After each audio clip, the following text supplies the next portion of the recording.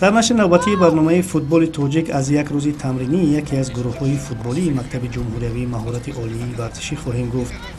пештоз бояд гуфт ки дар ин гурӯҳ ду нафар чеҳраҳои саршиноси футболи миллӣ Зайниддин Раҳимов ва Амуншо Со'датсайров кор мекунанд.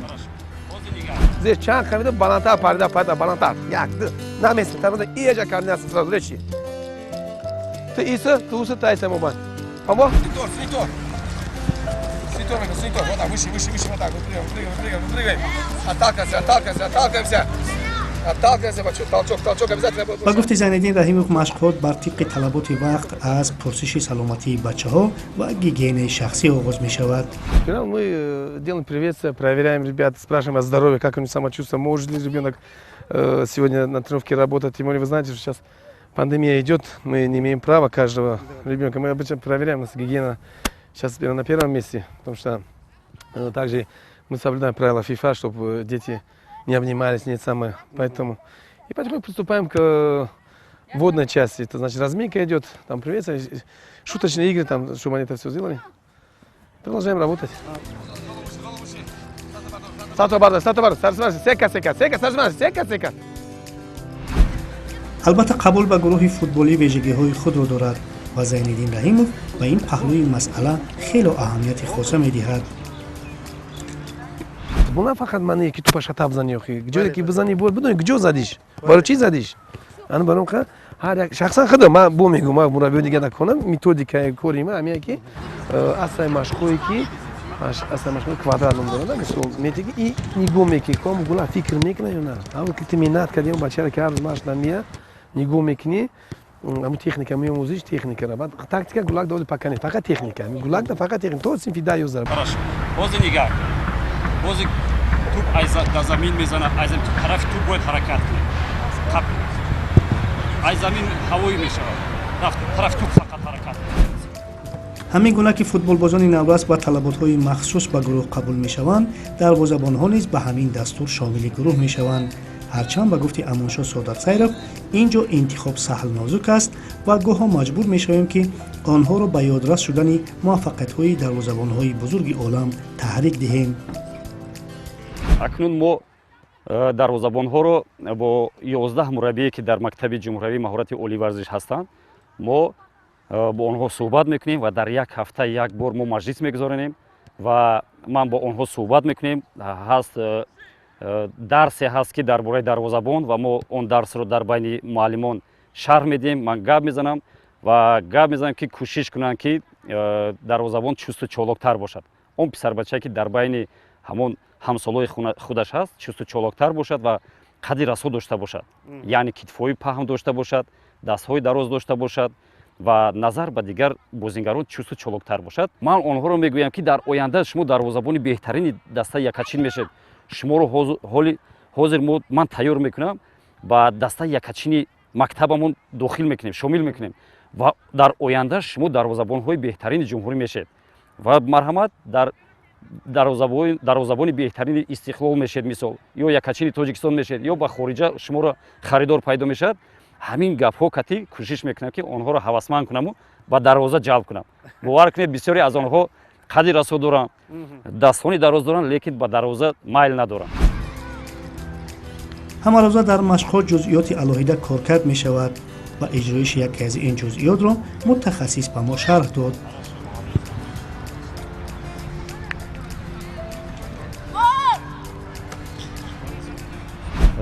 ҳоли ҳозир ҷузъиёти дарвозабонро дар дарвоза, яъне ки ҳолатҳои позитсионии дарвозабонро дар кадом ҳолат аз кадом тараф зарба мешавад ва дарвозабон чӣ гуна ҳолати худро бояд нигоҳ дорад ва чӣ гуна дар дарвоза истад ки ҳамон тӯбро бартараф кунад. бозингарон бошанд машқи қабули тӯбро ки усулан ба техникаи бозӣ сахт марбут аст иҷро мекарданд. Зайниддин Раҳимов мекӯшид ба бачаҳо бо лафзи гӯёву фаҳмо иҷрои онро фаҳмонад. Идёт абсук, пас. Обратный пас, предложение. И все, сразу второй мяч пошел. Второй мяч пошел. Оп, на его место. Яъне ки мо амон як кора мекунем барои тими миллӣ. Агар мо гулака ёд натем ту манкнира, пас тира, это но. Да, тими миллӣ баъд уже нمیشه. بعد میکنن لگیونر. همین دادن در کور که من کردن توپ قبول توپ سین توپ حرکت کنه اما چی مو در بازی هیچ زوقه و میکنه کار میگولا. بله. باید گفت موفقیت این بچه‌ها چندان بد نیست. با آنها پیوسته در مسابقات مختلف شرکت ورزیده مهارت خود را تکمیل می‌دهند. اصولا زین‌الدین رحیموف در تربیت نورسان مهارتی خیلی چیره دارد. شرکت منتخب 16 ساله ما در چمپیونات آسیا و دریافت مدال‌های نقره گواهی گفته‌های بالاست.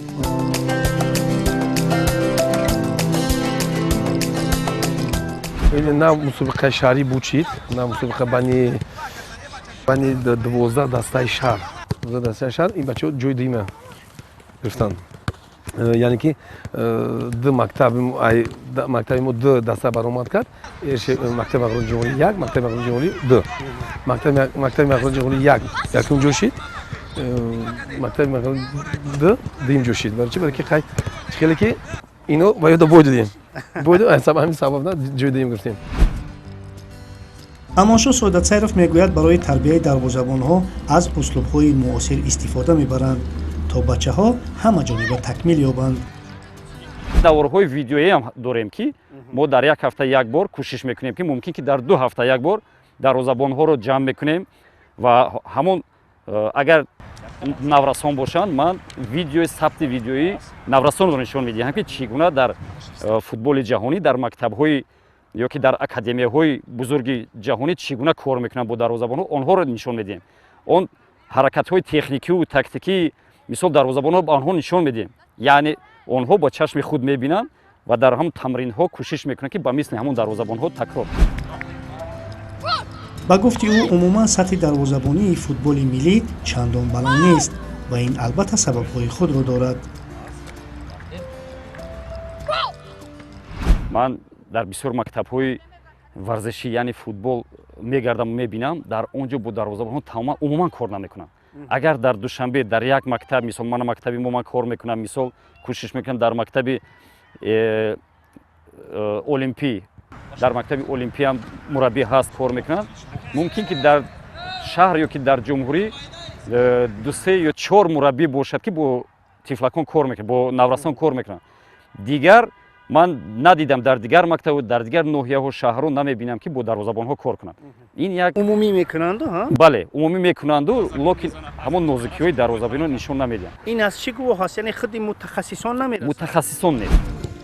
пандемия бошад усулан ширкати бачаҳоро дар машқҳо коҳид ва аз 20 нафари қаблан дар машқҳо ширкат меварзида инак ҳамагӣ чанд нафар мондаасту бас. пеш аз ҳамин касал пайдо шудан қариб 15-20 нафар дарвозабонҳои наврасу ҷавон дар ман машқ мекарданд. дар як ҳафта 3 бор тамрин медиҳам меомадам тамрин мекардам. ҳоло бошад не 3-4 нафар ҳам мактаб сар шуд он дарвозабонҳое ки саҳар ба дарс мераванд хело кам шуданд.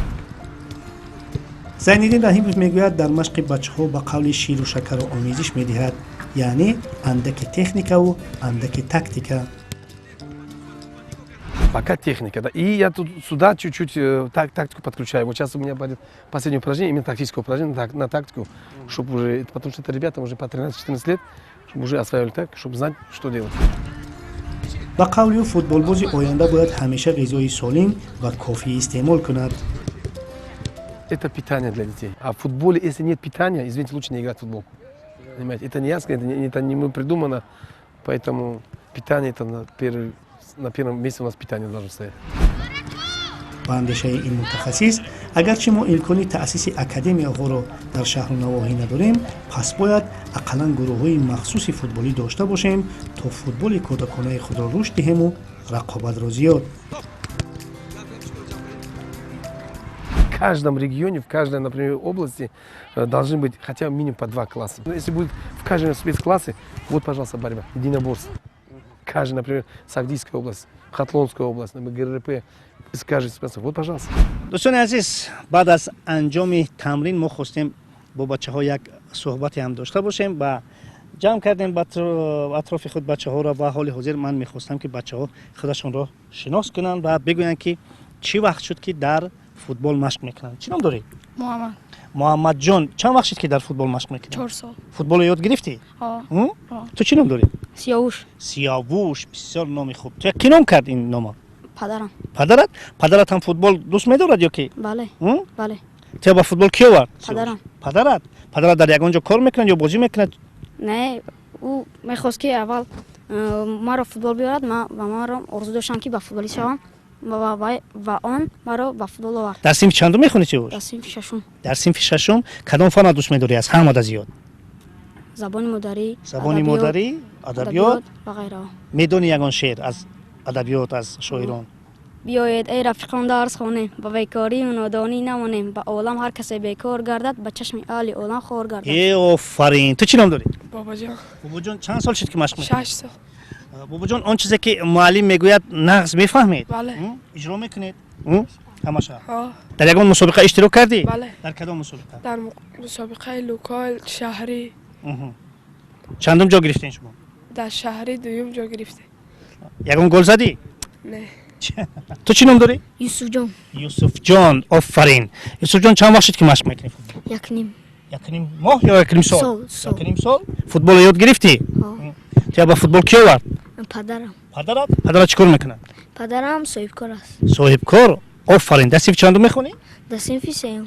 تو کدام فن سیم شدی؟ تو کدام فن را نقض میبینی؟ نمیدونی؟ از قسمت سحر میخونی از قسمت بگو؟ از سر تو ساعتای داره از ما مکتب موسیقی است به نام مرات الله طایف دارم اونجا میخونم. موسیقی مشق میکنی؟ کدام اسباب؟ فورتپیانو مینوازی؟ تو از همون کمپوزیتورهای عالم یگان کسی میشناسی؟ یک کسی میشناسم. کیانو؟ بتهوون میشناسم. با باخ با کیبورد گلینکا همین یک کسی که میشناسم. بچه‌ها لیگ چمپیون‌ها رو تماشا کردین؟ بله.